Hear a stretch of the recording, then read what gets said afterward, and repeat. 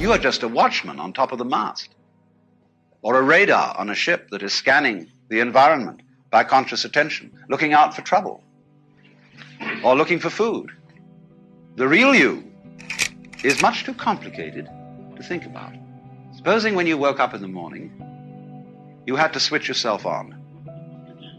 That is to say, you had to, by an act of conscious attention, to go through your brain and turn on all the synapses necessary for wakeful life. It'd take you hours. Supposing you really had to be conscious of all the details involved in walking, or in breathing, or in circulation of the blood, you'd never get around to it. So you see, when we inspect the physical world with conscious attention, the first thing that strikes us is that the physical world is extraordinarily complicated. How can it possibly be organized? But actually, the physical world is not complicated at all. What is complicated is the task of trying to describe it in words, or of trying to figure it out in numbers. And so we say in popular speech, you can only think of one thing at a time. That's not exactly true. But what it reveals is that thinking, that conscious thought, is a kind of calculus in which we understand things bit by bit.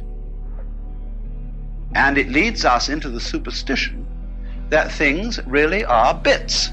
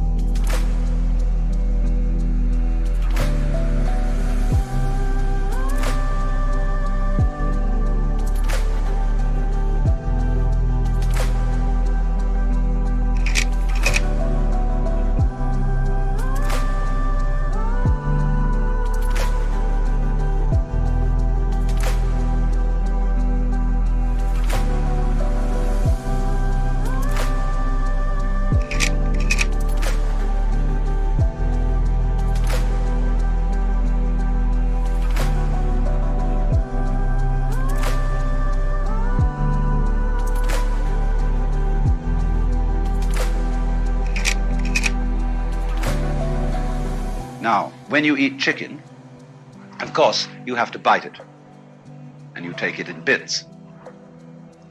And to make it easier to bite, you order from the grocer a cut-up fryer.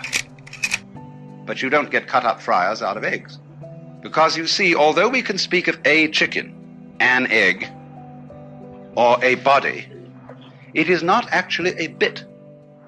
It hasn't been bitten off, except for purposes of thinking. Now, this is beautifully brought out in a passage from Whitehead, which I will read to you. He's discussing the 19th century philosophy of science, which I was just discussing too. And he's saying in this philosophy, all our impressions of nature are simply products of our minds. Nature gets credit which should in truth be reserved for ourselves. The rose for its scent, the nightingale for his song, and the sun for his radiance. The poets are entirely mistaken. They should address their lyrics to themselves and should turn them into odes of self-congratulation on the excellency of the human mind. Nature is a dull affair, soundless, scentless, colorless, merely the hurrying of material endlessly, meaninglessly. However you disguise it, this is the practical outcome of the characteristic scientific philosophy which closed even the 17th century. In the first place, we must note its astounding efficiency as a system of concepts for the organization of scientific research. In this respect, it is fully worthy of the genius of the century which produced it. It has held its own as the guiding principle of scientific studies ever since.